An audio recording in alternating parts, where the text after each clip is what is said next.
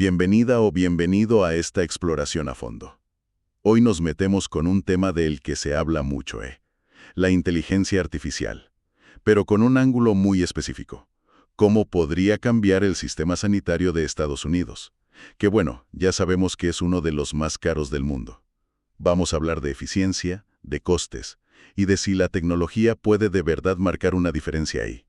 Para guiarnos, tenemos un documento de trabajo bastante interesante del NBR, el National Bureau of Economic Research. El título lo dice todo: el impacto potencial de la inteligencia artificial en el gasto sanitario. Y lo curioso es que los autores vienen de la universidad, pero también de la consultoría. O sea, gente que ha estado ahí, en el barro, ¿no? En el sector. De hecho, ellos mismos lo dicen en el papel. Su enfoque se basa más en casos prácticos, en estimaciones. Quizá no es el típico estudio económico superformal.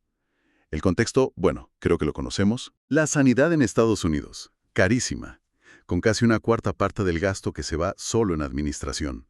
Una pasada. Y luego, ineficiencias por todos lados. Quirófanos que no se usan a tope, médicos agobiados con tareas que no son clínicas. La IA promete mucho aquí. Se oyen cifras enormes de ahorro. Así que esa es nuestra tarea hoy. Entender qué hay de verdad en esas cifras. ¿Es realista pensar en ahorrar cientos de miles de millones al año? Con tecnología que ya tenemos. ¿Cómo funcionaría eso en un hospital, en una consulta, en una aseguradora? Y sobre todo, ¿qué frena que esto no esté ya pasando a toda máquina? Vamos a ello. ¿De qué hablamos cuando decimos IA en este contexto? A ver, de forma sencilla, son sistemas, máquinas, plataformas que toman decisiones inteligentes, decisiones que normalmente haría una persona. El estudio se centra en dos tipos, principalmente.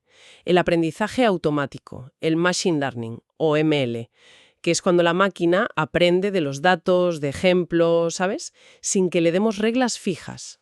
Ah, como cuando Netflix te recomienda una peli y acierta porque ha aprendido de lo que has visto antes, ¿no? Ese rollo. Justo eso.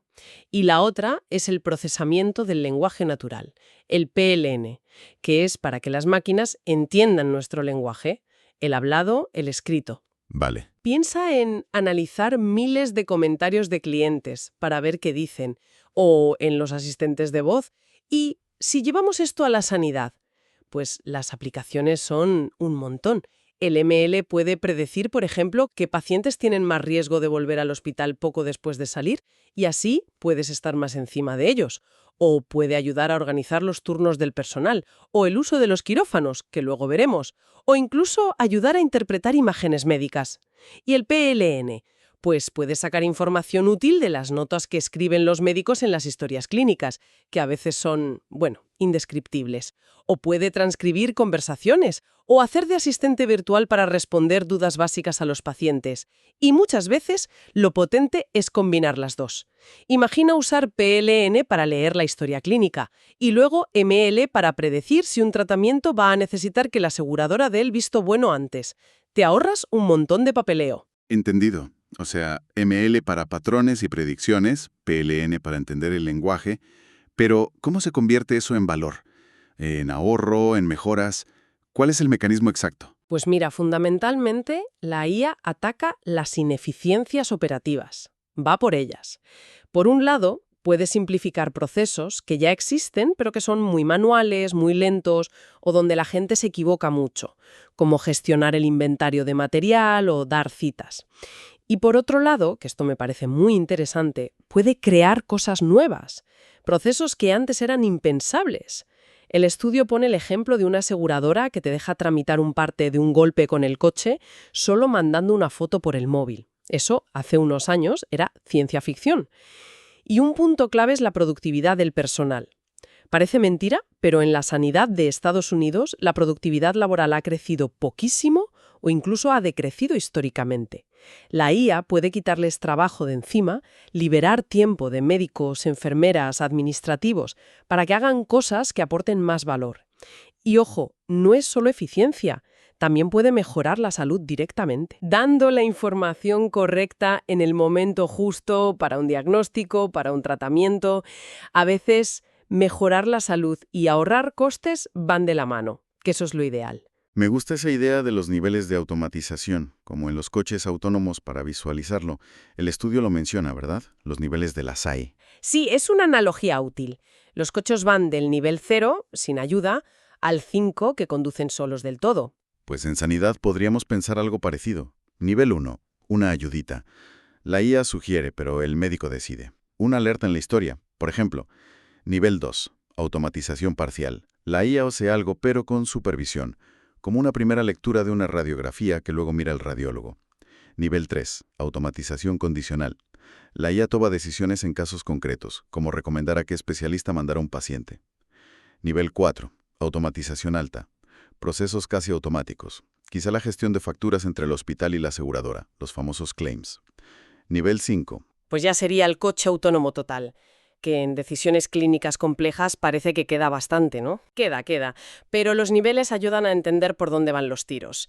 El estudio, como decía, se enfoca en ver el potencial de la IA en 3 actores clave del sistema, los que mueven el 80% de los ingresos, más o menos. Hospitales, grupos médicos, o sea, las clínicas y consultas fuera del hospital, y las aseguradoras privadas.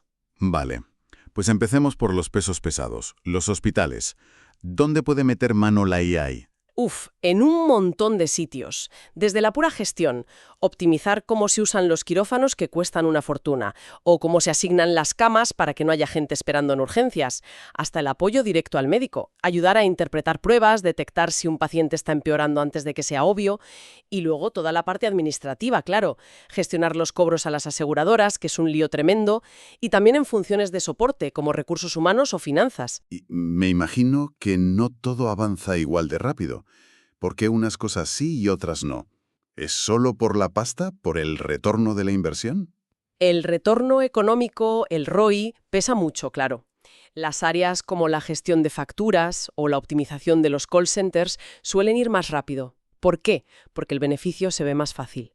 Automatizas tareas repetitivas y ves el ahorro. Es más directo. Pero en cambio, en cosas como mejorar la calidad clínica o la seguridad del paciente, ahí va más despacio. ¿Y eso no es importante? Importantísimo. Pero el beneficio es más difícil de medir en euros contantes y sonantes. Ahí entra lo que el estudio llama el valor total de la misión. La inversión no se justifica solo por el ahorro directo, se justifica por mejorar la experiencia del paciente, por reducir errores médicos, por facilitar que la gente acceda a la sanidad. Son beneficios más intangibles, pero esenciales para un hospital. Requiere pensar más a largo plazo, más estratégicamente. Tiene lógica. A ver, cuéntame esos ejemplos prácticos que trae el estudio. Había uno de funciones corporativas, ¿no? Un call center. Sí, exacto. Un sistema de hospitales con varios centros. Durante la pandemia, su centro de llamadas estaba colapsado, no daban abasto. ¿Qué hicieron? Pusieron un agente virtual con PLN en su app y en la web. Podía responder preguntas típicas sobre facturas, citas, dudas sobre el COVID. El resultado, casi un 30% menos de llamadas al centro. Los pacientes tenían respuestas más rápidas y el personal podía dedicarse a las consultas más complicadas. Eficiencia pura y dura. Un 30% menos. No está mal. Y el otro ejemplo era de quirófanos, que eso siempre suena a cuello de botella en los hospitales. Sobre el papel, sus quirófanos estaban ocupados al 100%, pero la realidad, la utilización real, era solo del 60%. Se perdía un 40% del tiempo. Usaron IA para mirar datos históricos. ¿Cuánto duraban de verdad las operaciones de cada tipo, con cada cirujano, las cancelaciones, cuánto se tardaba en limpiar entre operaciones? Con todo eso, crearon un sistema de programación inteligente que aumentó el tiempo útil de quirófano en un 30%. Un 30% más de capacidad. Vaya tela, pero ¿cómo lo hicieron? Porque los cirujanos suelen ser, bueno, digamos que tienen sus rutinas. ¿Cómo les convencieron de que una máquina les organizara la agenda? Pues esa fue la clave, según el estudio. No fue imponerlo. Involucraron a los cirujanos desde el principio. Les enseñaron los datos, les explicaron cómo funcionaba el algoritmo, qué buscaba, y escucharon sus pegas, sus sugerencias. Crearon confianza, transparencia. Y eso fue fundamental para que funcionara. No fue solo poner tecnología, fue gestionar el cambio con ellos. Muy importante eso. Vale, hospitales cubiertos. Pero mucha sanidad pasa afuera, en las consultas, en los grupos médicos. ¿Qué se cuece ahí con la IA? Pues las aplicaciones son parecidas, pero adaptadas a esa escala. Se enfocan mucho en que la consulta funcione mejor, sea más eficiente. Por ejemplo, reducir las citas a las que el paciente no va, los no-shows, que son un problema, optimizar el flujo de la gente en la consulta, organizar las agendas y también temas de calidad y seguridad, sobre todo si participan en esos modelos de pago basado en valor. Espera, eso del pago basado en valor, recuérdame qué era exactamente. Suena bien, pero... Sí, suena bien y la idea es buena. Básicamente, en vez de pagar al médico por cada cosa que hace, una consulta, una prueba, se le paga por los resultados, por mantener a sus pacientes sanos, por gestionar bien los costes. Por ejemplo, si un grupo médico consigue que sus pacientes con diabetes tengan menos ingresos hospitalarios evitables, pues reciben un extra. Se les premia por la buena gestión. Ah, vale. Pagar por resultados de salud, no solo por hacer cosas. Exacto. Y ahí la IA es súper útil.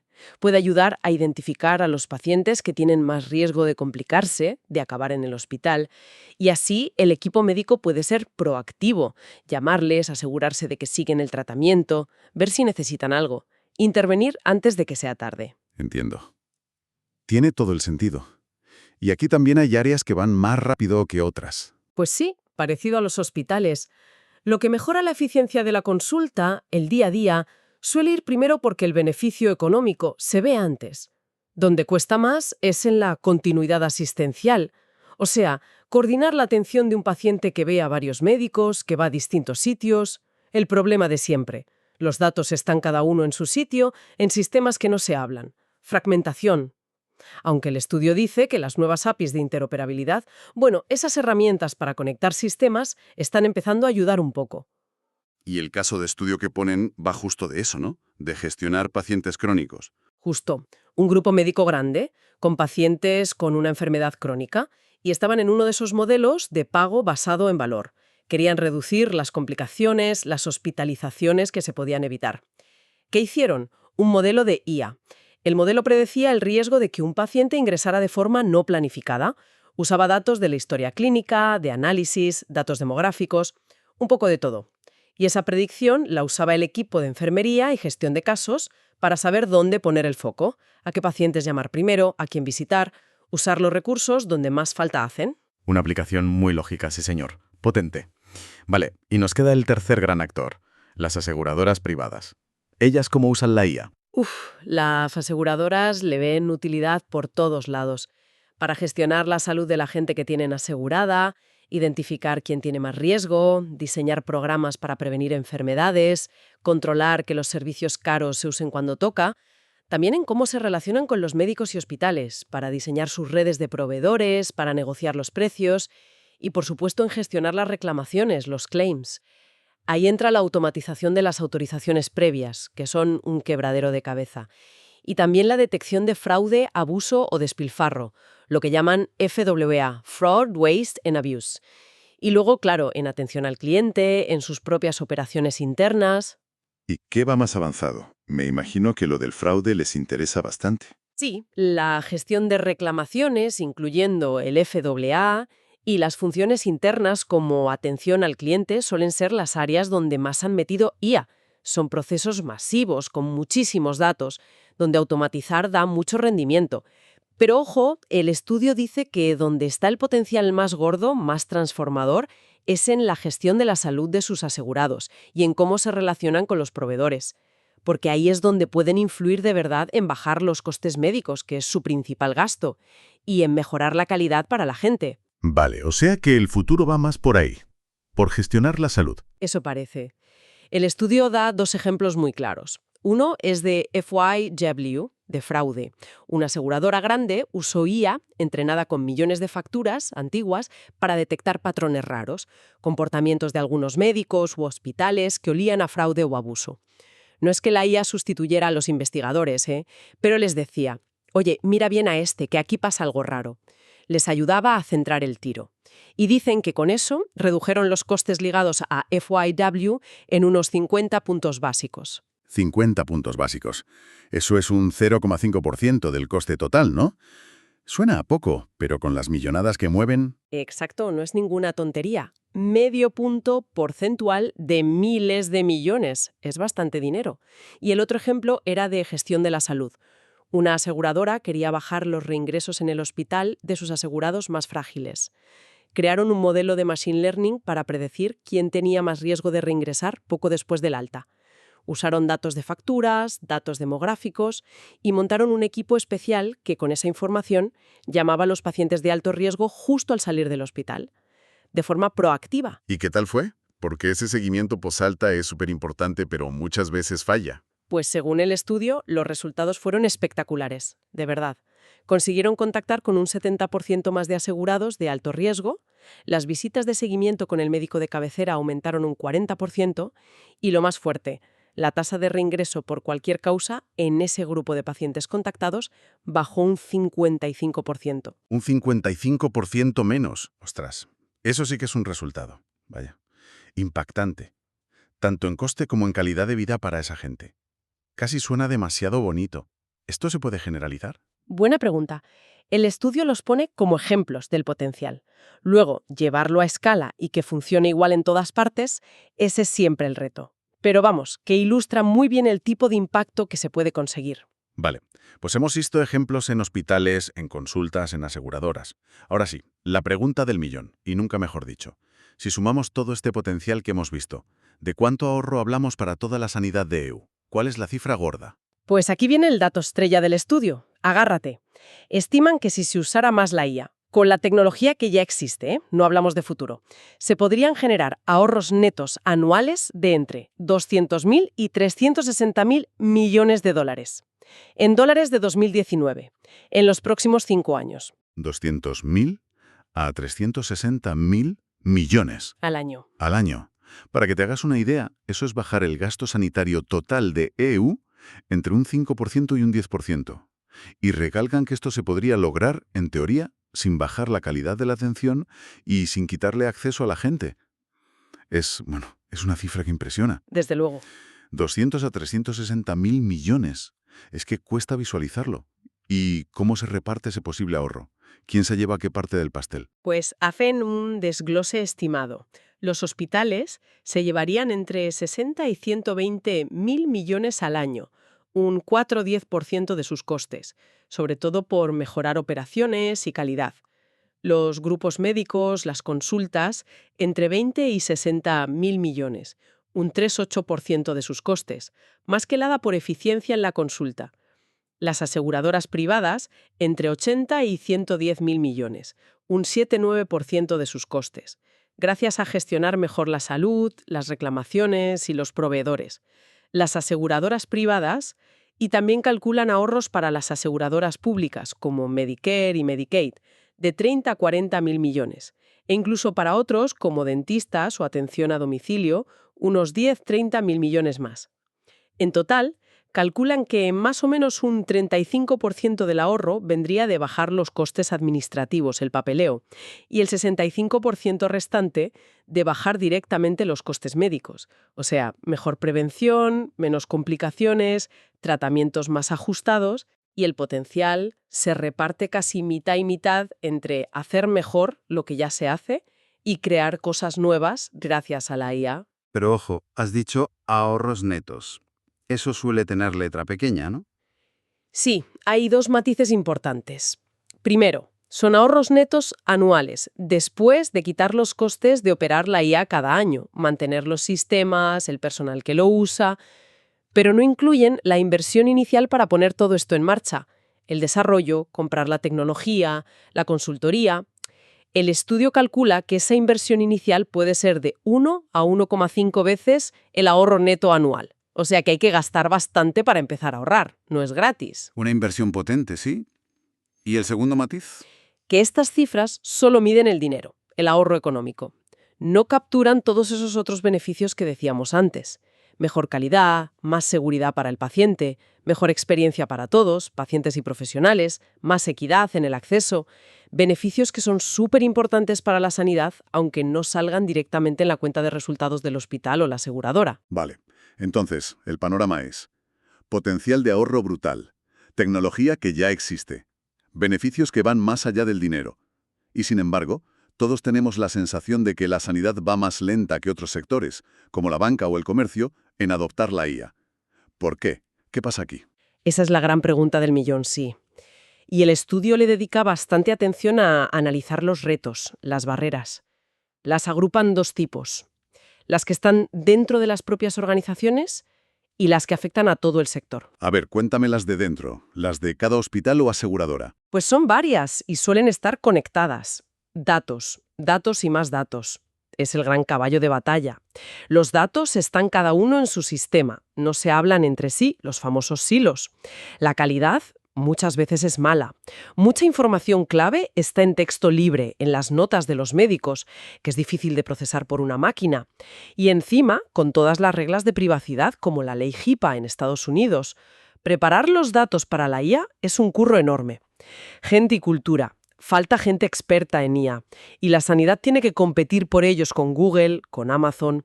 Además, la cultura sanitaria es muy prudente, muy jerárquica a veces. Choca un poco con las formas de trabajar más rápidas, más ágiles que necesita la IA. Y súper importante, hay que gestionar el cambio. Convencer a médicos, a enfermeras, a pacientes de que esto es útil y seguro. Generar confianza.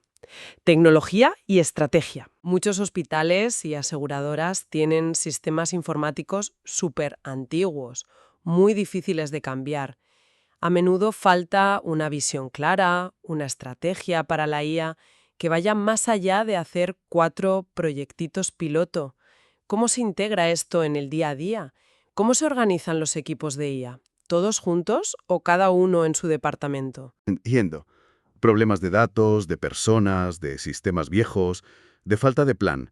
Un clásico en organizaciones grandes. Exacto. Y luego están los desafíos que van más allá de una sola organización, los que afectan a todo el sector. Estándares y confianza a nivel global. Como no hay estándares comunes, es difícil compartir datos o comparar resultados entre sitios. Y a nivel social sigue habiendo miedo a la privacidad, a que los algoritmos tengan sesgos y discriminen a ciertos grupos, a la falta de transparencia, la famosa caja negra de la IA. Generar confianza en la sociedad es fundamental. Adaptación y regulación. La IA no es algo que pones y te olvidas. Los modelos hay que actualizarlos, vigilarlos, asegurarse de que siguen funcionando bien y no desarrollan sesgos. Y la regulación va por detrás. ¿Cómo se aprueba un algoritmo para usarlo con pacientes? ¿Cómo se paga por un servicio que usa IA? Hay que encontrar el equilibrio, proteger al paciente sin frenar la innovación. Y la productividad. Incluso si la IA libera tiempo a los médicos, ¿qué pasa con ese tiempo? ¿Se usa de verdad para ver más pacientes, para atender mejor? ¿O simplemente se pierde?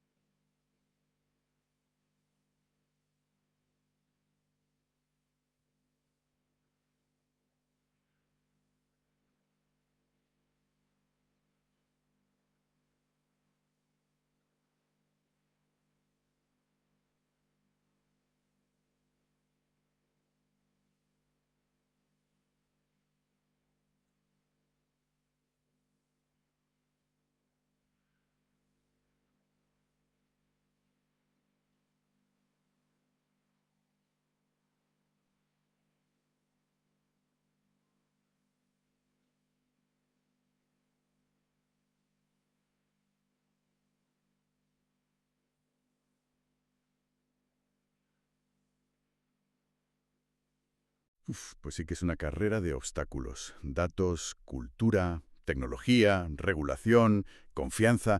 Parece complicado. ¿Hay alguna señal de que esto pueda cambiar? ¿Algo que empuje un poco? Las cosas en los próximos años.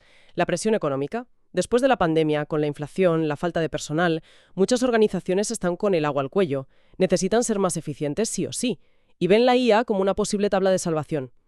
La inversión. Hay muchísimo dinero de fondos de inversión y capital riesgo entrando en startups que hacen IA para sanidad. Eso mete caña, acelera la innovación y saca herramientas nuevas al mercado. El liderazgo. Parece que los directivos se lo están tomando más en serio. Cada vez hay más puestos como director de datos o director de analítica. Es señal de que los datos y la IA ya no son algo secundario. La regulación, como ayuda, aunque a veces frena algunas leyes nuevas que obligan a más transparencia en los precios o a que los sistemas informáticos se puedan conectar mejor, interoperabilidad, a la larga podrían hacer que haya más datos disponibles y de mejor calidad para entrenar a la IA. Bien, o sea que, resumiendo mucho, la oportunidad es gigantesca. La IA podría hacer la sanidad de EUV mucho más eficiente, ahorrar cientos de miles de millones al año con tecnología que ya tenemos y quizá hasta mejorar la calidad. Pero el camino está lleno de piedras. Desafíos enormes con los datos, con la cultura de las organizaciones, con la tecnología antigua, con la regulación y sobre todo con la confianza de médicos y pacientes. Exacto. Esa es la foto completa. La promesa y los obstáculos. Y como reflexión final, algo que me pareció interesante de las conclusiones del documento. A ver, todos sabemos que para validar algo en medicina, lo ideal son los ensayos clínicos aleatorizados, los RCTs. Son el estándar de oro. Pero son lentos, caros.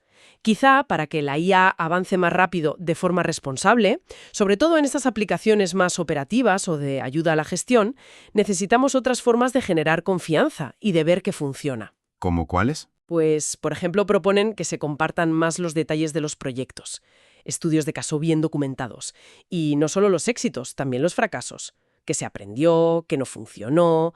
Incluso lanzan la idea de crear como un repositorio central, independiente, donde se recopila información de cómo se está usando la IA en el mundo real. Eso podría ayudar a que unos aprendan de otros, a no reinventar la rueda cada vez, y a que las soluciones buenas se extiendan más rápido y de forma segura. Es una idea, ¿no? Para darle una vuelta, pensar en cómo pasar de la promesa al impacto real en la sanidad. Alpha Tech. Llevamos tu negocio al futuro.